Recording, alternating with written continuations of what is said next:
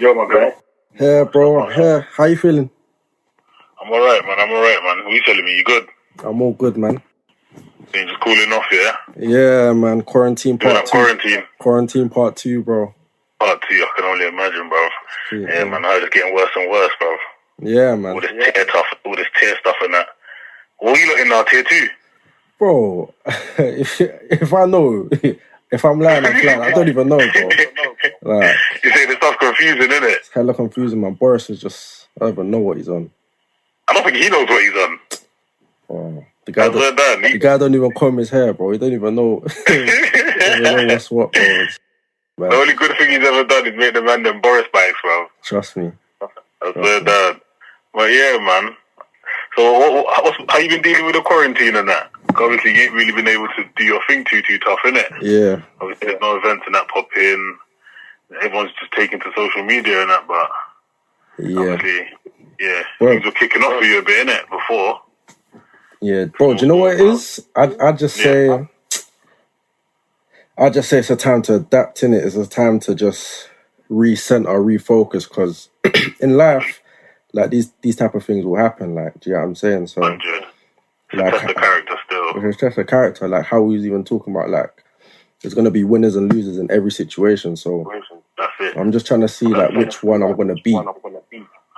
Because come on, man, we know which one we're going to be, bro. 100%. There's no options, man. You know what I'm saying? We're not even leaving it to luck, you get what I'm saying? Yeah. Come on, man. Just got to work hard through the storm, bro. That's how it is, isn't it? This is the storm. Yeah. Just got to work hard through the storm. You know the famous saying, success is when preparation meets opportunity, bro. We just got to stay prepared for them opportunities, you know?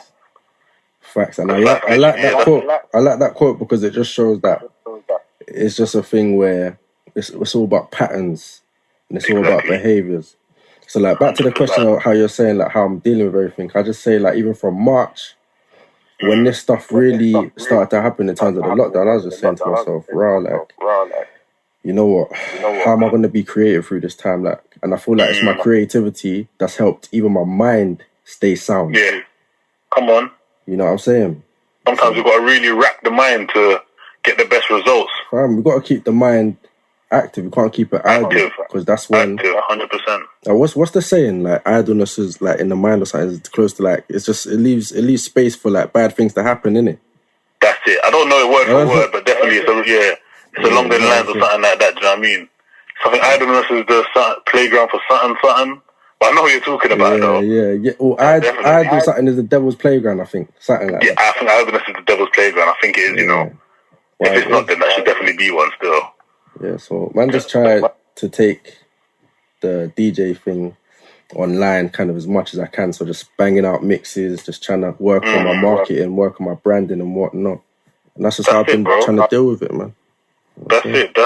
We always got to look for a different avenue, you know what I'm saying? Yeah. One thing might look pop down, obviously that's the main thing, but at the same time, only the most creative, only the strongest will survive.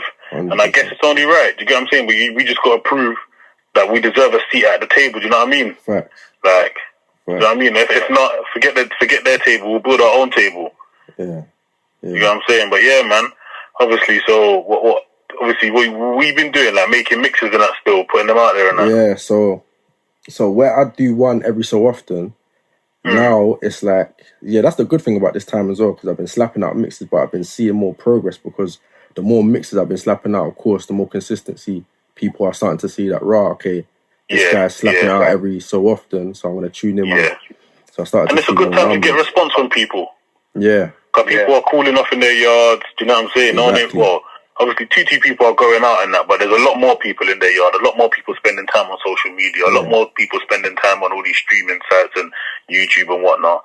So obviously, do you get what I'm saying? If you're putting stuff online, then now's the time to really corner that market, you know? Facts. That's the thing. That's the thing. So that's what I've been trying to do. Just keep consistent with the mixes, even the way the mixes look, even down to the cover. I think that's all. You know, I think it comes down to this whole thing about how much you're going to be dedicated to doing. Obviously, I continue doing your craft in times like this. It's like, what does it mean to you, innit? Yeah. Do you get what I'm saying? Like, what relationship would you say you had with DJing or music kind of thing? Do you get what I'm saying? Like I don't know. You know what I mean, though, innit? I get you, bro. Do you know what it is? I feel like it's music in general. Yeah, it's really music in general. Like even I was thinking today, like earlier, when I was younger, it's like when I hear certain songs, you hear certain tunes, you hear Tupac, flipping, what's the song? Dangers. I Ain't Mad At Ya. I Ain't Mad At Ya, yeah. When you hear that song, or you hear certain songs, it's like the chills that come through the chills that you experience. It's like raw. Like this ain't just music. This is something spiritual. You know what I mean? It's something deep. 100. It hits you in a different way. So I always kind of like resonated with that, innit? And I feel like that's where the love of what I'm doing comes from. It's just music in general. Like I proper love music, innit? No, 100%. So it's just like, definitely, that's something that man could see from school days. You get what I'm saying? Yeah. Like although, do you get what I'm saying? It's not how it is now. Obviously, man had them Nokias and them things there, but infrared and music was still getting spread through infrared. Yeah. But a lot of them not going to remember the infrared though. That's old school. That's proper old school. But I say the Bluetooth. Yeah, I remember year 7 days, year 8 days. Yeah, then you have one man just beatboxing in the playground while everyone's spitting. It's mad. Spitting, going mad, isn't it? I'm telling you, bro. 100%. But that's where it all came from. Like back in the day, year 7, everyone crowded around in a little circle. And man would just start spitting 16s from them days. 100%. Wait, you see in school? Yeah. What, could you see yourself DJing and that? Like, obviously not, maybe not even specifically DJing, but could you see yourself in the music industry, or is that something that came a bit later on? I feel like that's something that's come later. Like, a lot of people have been telling me, like, like, I can see you doing this, I can see you doing that. Because I feel like growing up, I've been like a lot of people just confused. Like, what do I want to do in life? What's my purpose? What's my goals? Yeah. Like, what's all come later, man. Yeah. Fair enough. I can hear you still. But yeah, like, that's kind of true still, because even me, like in school and that, like you said, we'll get into the playground. Yeah. Obviously, true, man went to a couple of schools and that. So even, obviously, when man went to the school before hours, I'm saying man was in Forest Hill and that, school before hours, like, obviously, that's an all-boys school, so it was more prevalent in them schools there, do you get what I'm saying? Yeah, man used to write two bars just to come to school and make everyone go nuts and say brap and all them things there. But, like, I never thought to myself, one day man's going to make music and try to push it out there, try to gain fans and that. I didn't really, like, I didn't really see it like that. Yeah, I always had the ability to write. You know what it is, though, as well, though? Not to cut you, bro. It's like, back in the days, it wasn't really an infrastructure, like an economy for this thing. 100, that's what it was as well. 100. Like, there wasn't no, okay, I can drop this track and I'm going to get 50 racks deal, or I'm going to get this amount of deal, I'm going to get this amount of exposure. As you said, man, was just sending songs through Bluetooth them days. There wasn't no internet like that. I remember even year 8, year 9, that's when we started using MySpace. Remember? Yeah. I remember that thing there. I think that's what it is. Like, no one can really see, like, like, I need to take this serious from now because I can become a millionaire or this or that. Yeah. There's only a small amount of people really doing music. If you look at it in the larger perspective back then, and even them people, they weren't really killing it like that. Do you get what I'm saying? When do you reckon it started busting up though? Like what year? I'd say 14, 15. Yeah, same. That's when I say that the game started really changing, innit? Yeah. So you know what I'm saying? Obviously, there's a few people that would be considered pioneers and whatever. Like, obviously, there's a few new genres that came around them times there, innit? Yeah. Afro swing, I'd say, started around them times there. Or probably a little bit earlier than that. But obviously, the UK Afro swing thing started around the 13, 14. Then drill, UK drill. So you know what I'm saying? Obviously, from 012, 011, man's been listening to, like, Chicago drill. Trust me. You know what I'm saying? Chief and them. Like, everyone was getting gassed off that. Then, before you know it, that, you know what I'm saying? It was the UK drill thing, like. And obviously, the people that probably was doing UK drill that, started it off. Obviously, there's a few people that started it off that are not in the position that they're supposed to be as well. But do you know what I'm saying? Maybe the ones that everyone knows now, I don't think they knew that it was going to go this far or the game was going to go here. Do you get what I'm saying? I don't think anyone could really predict it too tough. Some people probably had their like their ideas, their suspicions or whatever of it, thinking it might go that far, but no one really knew in it. But man, obviously there's a few people that was making their music them times there, and that's where I reckon it started really, really, you know what I'm saying, making a little turnaround still. Trust me. Yeah, but what is it that made you want to DJ though? Like, so what? Yeah, so yeah, I'd say the passion for music. That's number one, and just being able to put two songs together. Like, right, this song and that song sounds good together.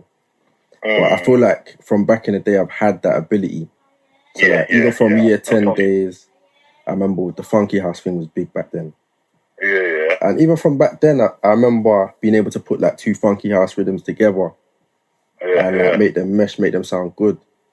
From like some little show the knees and toes tunes and everything. All them songs. So like even Migraine Skank with that. Yeah. That's a throwback still, but flipping. Yeah, like virtual DJ, slapped on virtual DJ for like year 10. And I just learned how to like the tempos, the BPMs. So when I went to uni, I see all these other youths kind of like doing the DJ thing. I was like, oh, rah. Like, I ain't a DJ, but I can DJ like them still, but no one really knows, innit? So it was kind of like that. Then it's like, until after uni, when I graduated or whatnot, that's when I was like, you know what, I don't even like working, you know? Like, I don't even like this job. I don't even want to do this job. I want to do my own thing. And that's what 100%. It was. And that's when you have that little epiphany where you just realise, hold on, man's either building someone else's dream or man's chasing man's own dream.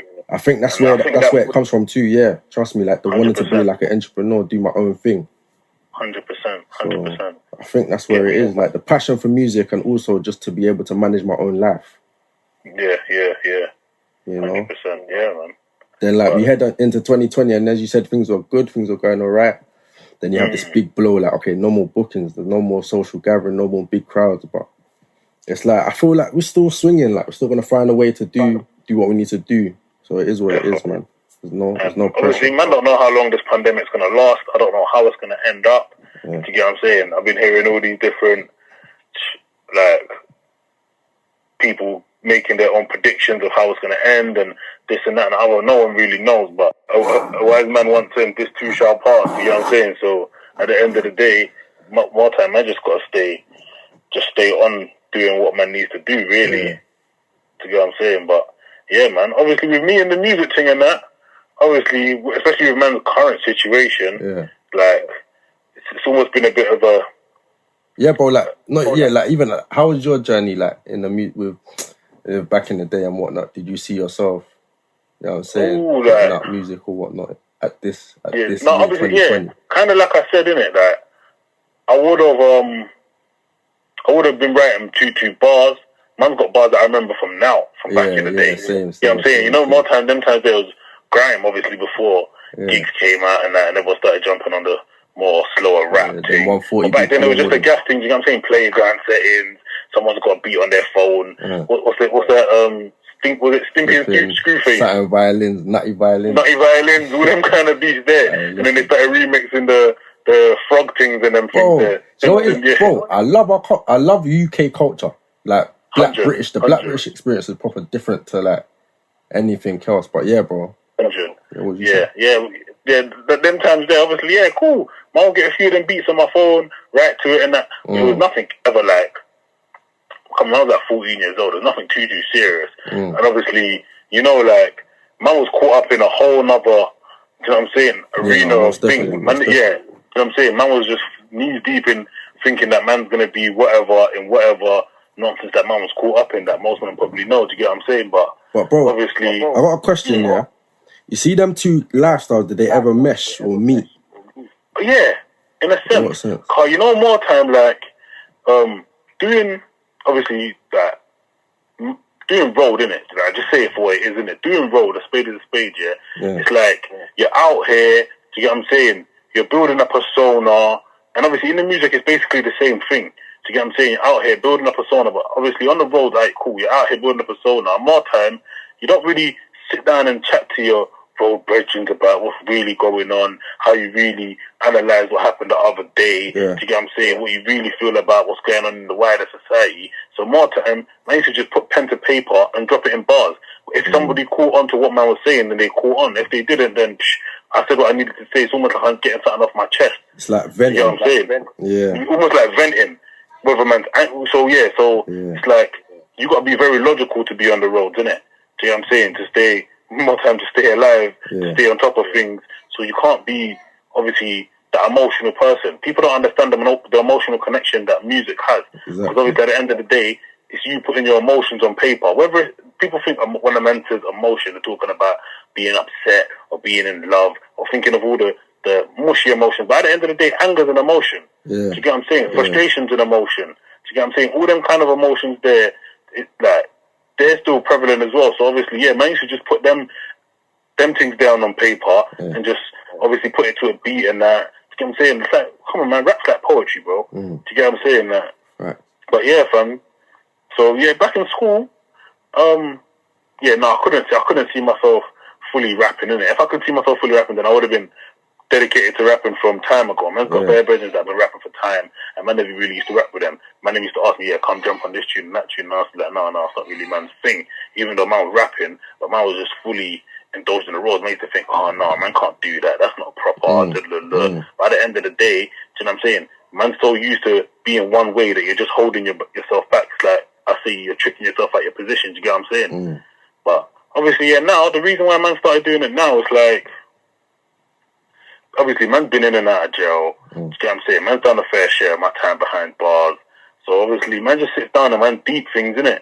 Do you get what I'm saying? And again, man just got time to be writing man's emotions on paper. Do you get what I'm saying? More time, man ain't really trying to, do you know what I'm saying, have no emotional one-to-ones with man's cellmate or one-to-ones with the govs. I'm not really that kind of person. Do you get what I'm saying?